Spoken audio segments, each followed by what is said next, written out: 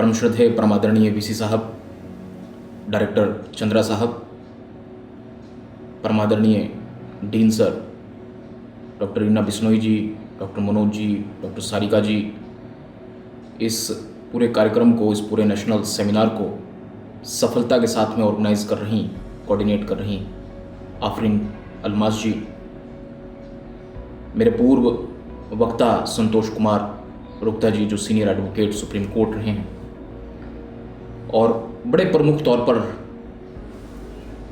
तेजाब अटैक योद्धा कहूँगा मैं, विक्टिम नहीं कहूँगा, अंशु राजपूत जी, प्रमोदिनी जी। दरअसल यही नज़रिया जो है बदलने की बहुत बड़ी आवश्यकता है, जिस विषय पर आज हम बात करने के लिए यहाँ पर सभी जुटे हैं। नज़रिया बड़ा इंपॉर्टेंट है, किसी भी चीज़ को देखने का जो नज़रिया है वो बड़ा इंपॉर्टेंट है। हम कहें कि विक्टिम है, लेकिन मैं मानता हूं कि विक्टिम नहीं, अब तो तेजाब अटैक योद्धा है। उस ट्रॉमा से बाहर निकल कर एक नई जिंदगी जीने के लिए अंशु राजपूत जी का जो उद्बोधन ना, उस उद्बोधन ने बहुत संवेदनाओं से, भावनाओं से भर दिया। प्रमोदिनी जी ने जिस बात को रेखांकित किया है वो अपने आप में जो है इनक्रेडिबल है, और उससे उभरकर मुख्य धारा में जुड़कर तमाम विसंगतियों के बाद भी आप लगातार समाज निर्माण और दूसरे लोगों के निर्माण पर अहम भूमिका अदा कर रही हैं। आपका बहुत हृदय से साधुवाद भी प्रकट करते हैं और आपको इस बल और संबल के लिए बहुत बहुत शुभकामनाएं देते हैं। साथ ही बड़ा अहम विषय मुझे जो दिया गया है वो है ट्रांसजेंडर का। ट्रांसजेंडर पर मैंने बहुत काम किया जब मैं पत्रकार रहा हूँ, और देश की एक बहुत बड़े स्टिंग ऑपरेशन और देश की एक बहुत बड़ी डॉक्यूमेंट्री वो मैंने निर्मित की थी। ये मैं खुद नहीं कह रहा हूँ, प्रेस काउंसिल ऑफ इंडिया और न जाने कितने संस्थानों ने उस स्टिंग ऑपरेशन को अहमियत दी, और उसके बाद में कई सारे ऐसे निर्णय हुए जिसमें उस स्टिंग ऑपरेशन में जो लोग आपराधिक तौर पर लिप्त थे उन सब पर मुकदमे दायर हुए, और फिर उसके बाद में उन पर कोर्ट डिसीजन दिया। उसी डॉक्यूमेंट्री की एक ओपनिंग व्यू से मैं अपनी बात को कहना शुरू करूंगा। उस डॉक्यूमेंट्री का पहला वॉइस ओवर स्क्रिप्ट के तौर पर यह है कि ये किन्नरों की दुनिया है, ऐसे इंसानों की दुनिया जो अधूरे एहसास का गम लिए सारी जिंदगी नाचने गाने को मजबूर हैं। ये जमात है ऐसे इंसानों की जो पेट की खातिर हर दहलीज पर दस्तक देता है। लेकिन अब ये पूरा जमात बन चुका है एक धंधा, जिसमें हेमंत को हेमा बना दिया गया, जिसमें मोहित को मोहिनी बना दिया गया, और जिसमें मायाराम अब माया है। ये उसका पहला व्यू था, और ये इसलिए था क्योंकि एक अलग तरह की समाज के अंदर व्यवस्था देखने को मिल रही है, और वो इतनी खतरनाक है कि जितने भी ह्यूमन राइट, जितनी भी एक्टिविज्म, जितनी भी संस्थाएं, जितने भी नियम, कायदे, कानून भारत में या अंतर्राष्ट्रीय स्तर पर एग्जिस्ट करते हैं, इस जमात को, इस किन्नर जमात को या इस ट्रांसजेंडर जमात को कभी भी वो अधिकार नहीं पहुंच पाए हैं। मैं इतनी संवेदनाओं से कह रहा हूं, और आने वाली कई सदियों तक इनके ह्यूमन राइट जितने भी हो सकते हैं वो वहां तक अंतिम व्यक्ति तक नहीं पहुंच पाएंगे। अंतिम व्यक्ति मैं इसलिए कह रहा हूं, 2011 के सेंसस के मुताबिक पूरे देश भर में इनकी जो संख्या है वो 19 लाख है, और 19 लाख में ये लैंगिक असमानता को सदियों से झेल रहे हैं, और शायद आगे भी हम लोगों का दृष्टिकोण अगर नहीं बदला तो ये झेलते रहेंगे। साथियों, लिंग के आधार पर किसी भी व्यक्ति के साथ किए जाने वाले सामाजिक भेदभाव को लैंगिक असमानता कहा गया। आप सभी विधि के विद्वान हैं, उस विधि के ऊपर नहीं बोलूंगा, लेकिन सामाजिक जो दृष्टिकोण है उस पर जरूर बोलूंगा, क्योंकि इनके बीच में रहकर मैंने बड़े लंबे समय तक काम किया, आज भी कर रहा हूं, और लगातार ये दृष्टिकोण को बदलने का ये जो रण है, ये जो युद्ध है, इसको लड़ रहा हूं। ये लैंगिक असमानता है या लैंगिक भिन्नता कहा जाता है। सृष्टि की वृद्धि से स्त्री और पुरुष की एक समान भूमिका होती है, ये सब कुछ जाहिर है। स्त्री पुरुष के संयोग से उत्पन्न होने वाली संतान जब प्राकृतिक रूप से विकृत या विकृति का शिकार हो जाती है, लेती है, तब उसके प्रति समाज का भेदभावपूर्ण रवैया समझ से परे होना स्वाभाविक है। उसका दृष्टिकोण बदल जाता है। मनुस्मृति के अनुसार पुरुष दंश की तीव्रता से, पुरुष अंश की तीव्रता से नर तथा स्त्री अंश की तीव्रता से स्त्री संतान का जन्म होता है। यह हम सबको विज्ञान और आध्यात्मिक तौर पर ही मालूम है। ये विषय बड़ा बोल्ड है, इसलिए मैं बोल्ड तरीके से ही इसको समझाने की कोशिश करूंगा और मैं खुद भी समझने की कोशिश करूंगा जितना मैं जानता हूं। परंतु जब दोनों अंश एक समान होते हैं तब तृतीय लिंग या शिशु जन्म लेता है या फिर नर मादा जुड़वा संतानें पैदा होती हैं।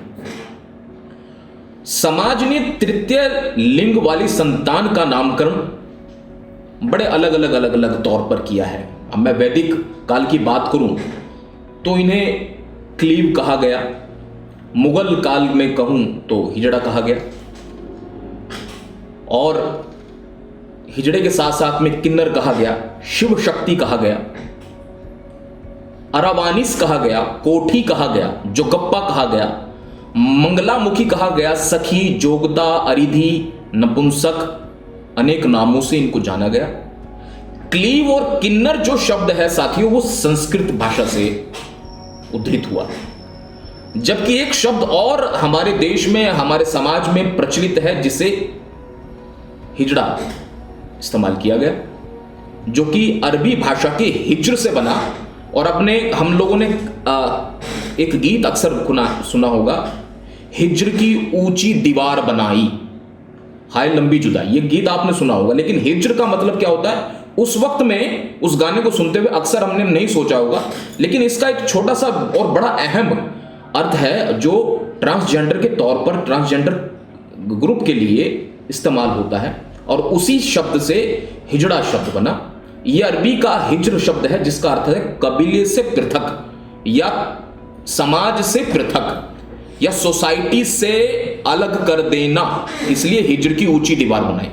समाज से अलग आपके और मेरे बीच में एक हिज्र की ऊंची दीवार बनाई, उसका अर्थ इस चीज से लिया गया। लेकिन भारत में यह सिर्फ इतना ही वैदिक या किसी मुगल काल से ये शब्दों का तालमेल नहीं रहा। मॉडर्न कंसेप्ट और पोस्ट मॉडर्न कंसेप्ट इससे भी खतरनाक हो गया। ये मैं उस आइडेंटिटी की बात कर रहा हूं, उस दृष्टिकोण की बात कर रहा हूं जो हमारे समाज में आज भी व्याप्त है और जिसकी बाट जो रहा है ये ग्रुप, ये ट्रांसजेंडर ग्रुप, ये किन्नर समाज या हिजड़ा समाज। पहला तो शब्द मैंने आपको साथियों बताया किन्नर, ये वैदिक शब्द है और ये वैदिक ऋचाओं में और वैदिक स्वरूप में ही भारत में किन्नर शब्द का इस्तेमाल हुआ। यक्ष, गंधर्व, किन्नर, विद्याधरी, ये सब उपदेवताओं की तरह और उपदेवताओं की श्रेणी में इनको रखा गया। ये हमारे ग्रंथ और वैदिक ग्रंथ बड़े साफ तौर पर कहते हैं। मैंने मनुस्मृति का भी जिक्र किया और जितने भी वेद हैं उनमें भी कहीं ना कहीं, और जितने भी काल हम जानते हैं, सतयुग और त्रेता युग, द्वापर और उसके बाद में कल युग, उन तमाम में ये कहीं ना कहीं विद्यमान है और आज भी समाज के अभिन्न अंग माने जाते हैं। तो पहला शब्द साथियों किन्नर के तौर पर लिया गया, जो वैदिक शब्द था और वैदिक तौर पर लिया गया। उपदेवताओं में एक जो है उपदेवता किन्नर को माना गया। उसके बाद में मुगल काल में एक शब्द आया जिसको कहा गया हिजड़ा। ये वो लोग हुआ करते थे जो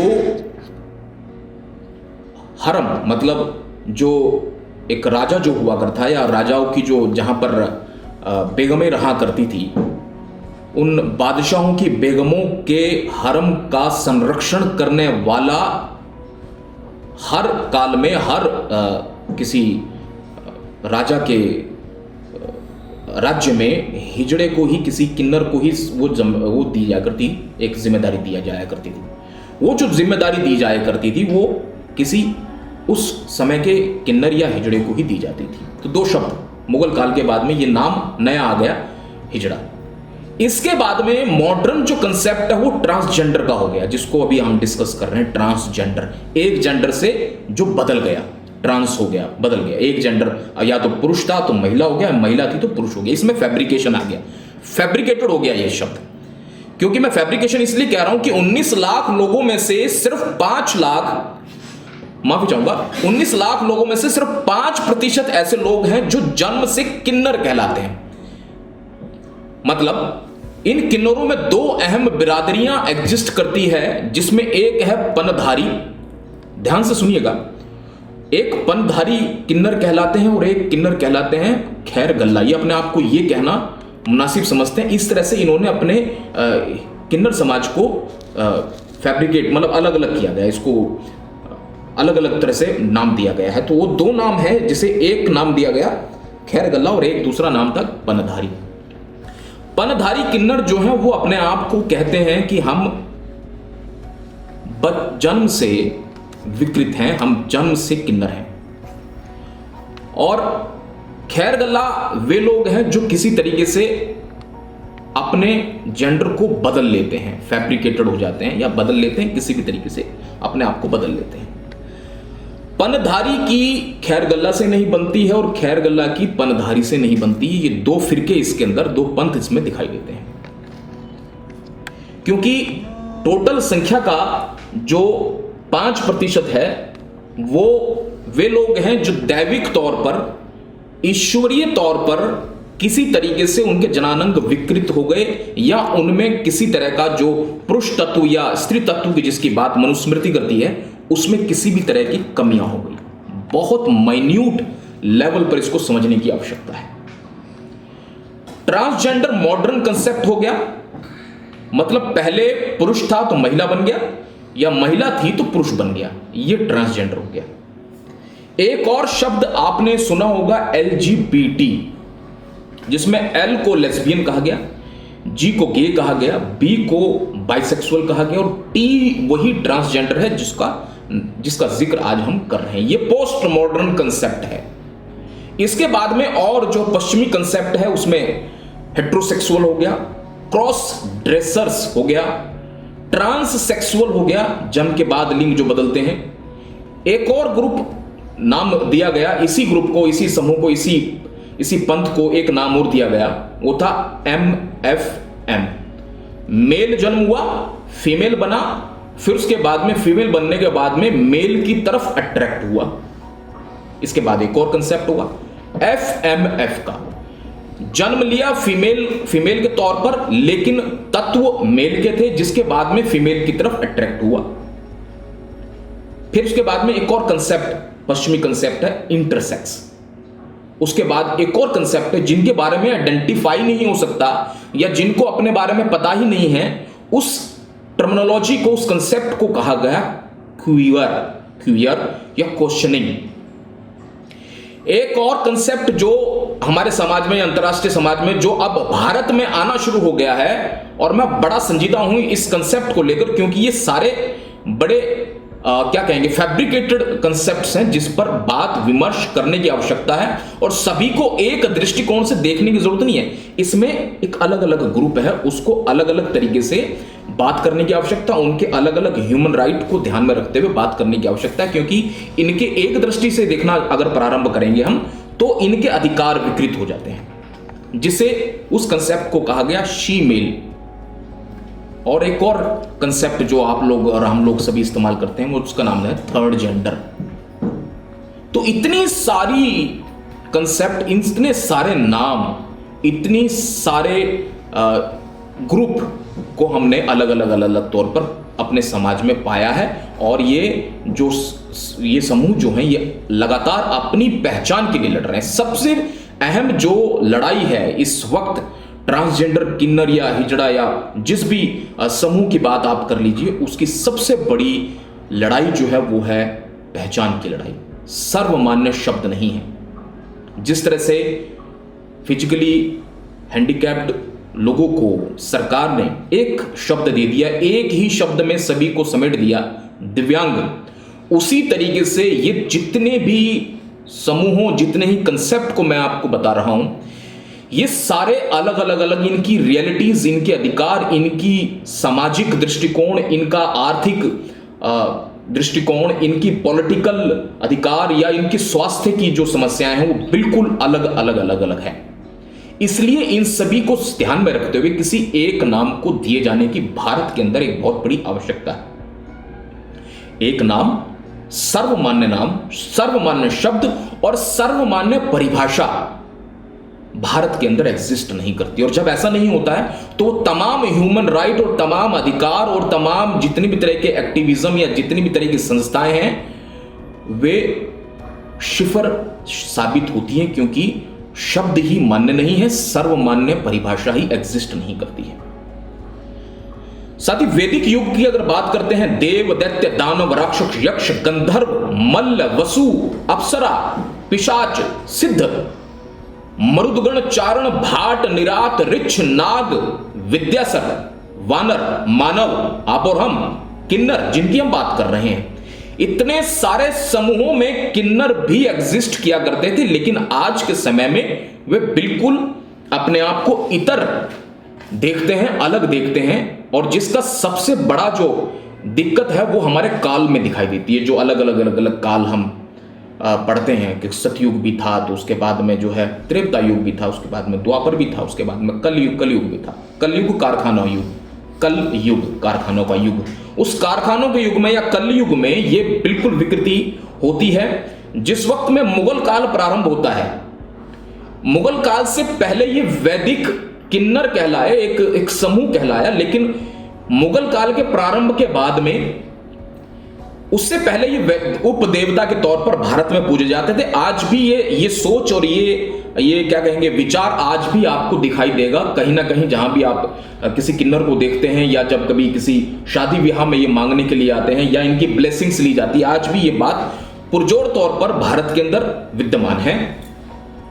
लेकिन मुगल काल के बाद में ये थोड़ी सी बदलनी शुरू हुई और यहां पर जन्म से विकृत व्यक्ति को किन्नर नहीं कहा गया, लेकिन कुछ लोगों में जिनमें हार्मोनिकल डिसऑर्डर थे, उन लोगों को ट्रांसजेंडर के तौर पर जो आज शब्द इस्तेमाल कर रहे हैं, उस वक्त में हिजड़ा कहा गया।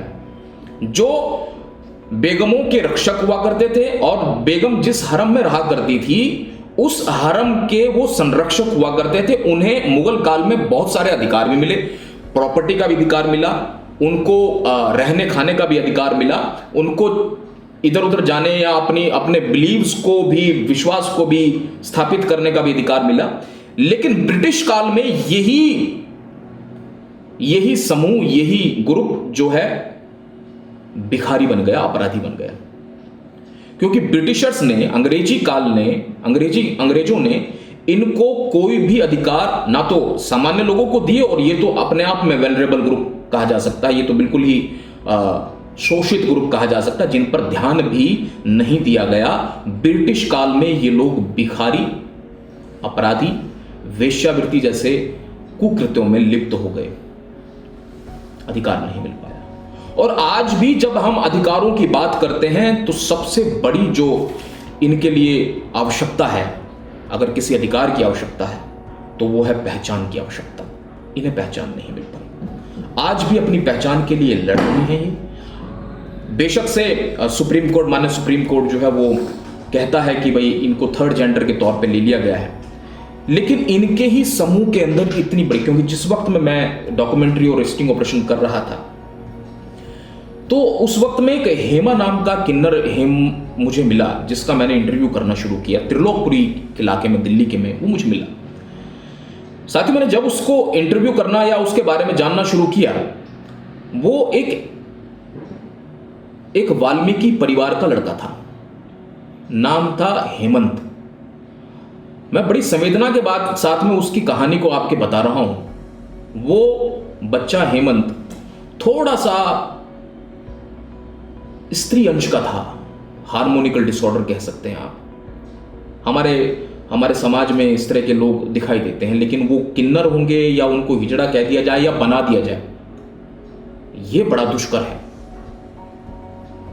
लेकिन जब उस हेमा को मैंने बातचीत करना शुरू किया तो उसने बताया कि मुझमें जब या उस बच्चे में जब हार्मोनिकल डिसऑर्डर होने शुरू हुए या स्त्री अंश बढ़ना शुरू हुआ तो उसको परिवार से भगा दिया गया, उसके पिताजी ने उसको भगा दिया।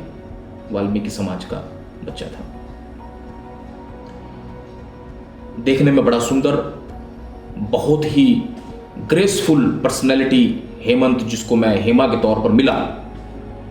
मैंने उसको जब बात करना शुरू किया तो उसने रोना शुरू कर दिया। मैंने पूछा कि ऐसा क्यों, कि तुम ग्रुप और दूसरे समूह में जो नाचने गाने के लिए किन्नरों के समूह जाते हैं उसमें तुम क्यों नहीं जाते हो, तुम्हें अकेला क्यों छोड़ दिया गया। तो उसने रोना शुरू किया और अपनी दास्तां बताना शुरू किया। जिन लोगों में पहचान के लिए, जिनकी पहचान अपने आप में नहीं बन पाई, जिनके लिए पहचान का अधिकार नहीं मिल पाया, उनके अंदर किस तरह की जातिगत वैमनस्य हो सकता है वो मैं बता रहा हूं हेमंत के मार्फत। हेमंत ने कहा कि मुझे दबाव से, प्रभाव से किन्नर बना दिया गया, उसका कास्ट्रेशन कर दिया गया। जो ईश्वरीय जनानंग थे उनको बड़ी ही विकृति के साथ में उसको काट दिया गया और फिर उसके बाद में उसको किन्नर बना दिया गया। और जब उसको किन्नर बना दिया गया तो जो भी इनके रीति रिवाज होते हैं उन रीति रिवाज पर ना जाकर मैं आपको थोड़ा सा सामाजिक दंश ही बताऊंगा, क्योंकि सामाजिक तौर पर इसको एक दृष्टिकोण, नई दृष्टिकोण दिए जाने की आवश्यकता है। और हम नया दृष्टिकोण पाकर इस नेशनल सेमिनार में आगे बढ़ते हैं तो ये इसकी सफलता होगी और मेरे आने की सफलता होगी और मेरी बात कहने की सफलता होगी। साथियों, जब ये बच्चा जो है किन्नर बना दिया गया, फोर्सफुली बना दिया गया, अपने समूह को एक समय होगा जब आपको बड़े अच्छे से जानकारी होगी, जब किन्नरों में आपसी वैमनस्य बढ़ गया, किन्नर समूहों में आपसी वैमनस्य बढ़ गया, या अपराध में संलिप्त हो गए। एक किन्नर समूह जो है दूसरे किन्नर समूह के लोगों को मार दिया करता था, दूसरा ग्रुप जो है वो अपनी क्षमताओं को बढ़ाने के लिए, अपने लोगों की संख्या बढ़ाने के लिए जो है ना लोगों का कास्ट्रेशन करने लगा, जिसमें जरा सा भी कोई अंश, स्त्री अंश था उसको बढ़ाने लगा, उसको आइडेंटिफाई करने लगा, उसके बाद में उनको जो है कास्ट्रेशन, इलीगल कास्ट्रेशन करने लगा। ये समाचार पिछले 10 साल में बहुत ज्यादा बढ़े थे। मैं अगर सही नहीं हूं 1999 के आसपास में ये बहुत ज्यादा इस तरह के समाचार आने लगे थे, जिसमें सोनिया किन्नर और उसके बाद में दिल्ली के रामकली नायक किन्नर, इन सब का नाम जो है बड़े प्रमुख तौर पर लिया जाने लगा था। तो ये क्योंकि इस खबरें मैंने की है इसलिए मैं इनके नाम को वाकिफ हूं आज भी। इन्होंने क्या करना शुरू किया, इस तरह के समूह ने अपनी संख्या को बढ़ाने के लिए ऐसे लड़कों को जिनमें जरा सा भी स्त्री अंश है उनको आइडेंटिफाई करना शुरू किया और इलीगली कास्ट्रेशन करना शुरू किया। हेमंत का भी ऐसे हुआ। लेकिन हेमंत को बनाने के बाद में जब पता लगा किन्नर ग्रुप समूह को कि भाई ये जो बच्चा था ये वाल्मीकि था, तो उसको छोड़ दिया गया। जो लोग पहचान का दंश झेल रहे हैं साथियों, वही लोग जातिगत समीकरणों, जातियों से इतने ज्यादा प्रभावित थे कि जब उनको पता लगा, जिनकी खुद की पहचान नहीं है, कि इस बच्चे को जब ये वाल्मीकि समाज का है तो उसको अपने समूह से बाहर निकाल दिया गया। लास्ट में क्या हुआ, एड्स से पीड़ित होकर वो बच्चा, वो हेमंत, वो हेमा मर गया। ये इतना दर्दनाक है। और यहां तक कैसे ह्यूमन राइट पहुंच पाएगा, कैसे उनकी पहचान का अधिकार मिल पाएगा, कैसे उनका निजता का अधिकार स्थापित हो पाएगा, कैसे ये जातिगत भेदभाव उनके भीतर जो पनपा हुआ है, जिसकी जानकारी अक्सर अच्छे से अच्छे स्कॉलर को नहीं होती है, या जो जानते हैं तो उसको रिमूव नहीं कर पाते हैं, वहां पर किस तरह से हो पाएगा, ये सोचने की बहुत बड़ी आवश्यकता साथियों। शिक्षा, शिक्षण, प्रशिक्षण वहां तक कैसे पहुंच पाएगा, आर्थिक रूप से जो संपन्न है लेकिन उनके अधिकार कैसे मिल पाएंगे, ये बड़े सवाल मैं छोड़ रहा हूं। सामाजिक शोषण, सामाजिक नजरिया, सामाजिक दंश कैसे दूर हो पाएगा, इस पर विमर्श करने की बहुत बड़ी आवश्यकता है। बहरूपीय जो इस समाज में है, उस बहरूपीयपन को दूर कैसे किया जा सकता है, ये सोचना पड़ेगा।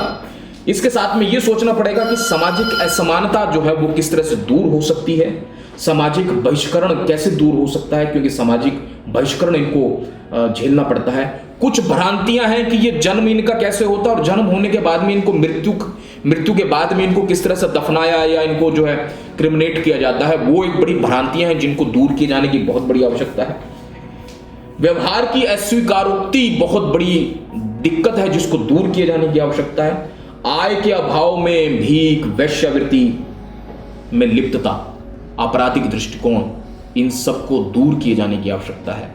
ये एक ऐसा समूह है जो वैदिक था और आज भी वैदिक है। इसमें किसी भी तरह के फैब्रिकेटेड कंसेप्ट को दूर किए जाने की आवश्यकता है। एक सही शब्द, सही पहचान, एक सही नाम, एक सही परिभाषा दिए जाने की बहुत बड़ी आवश्यकता है। तभी आज के जिस विषय पर हम बात कर रहे हैं उनका ह्यूमन राइट वो पहुंच पाएगा, मानवाधिकार उन तक पहुंच पाएगा।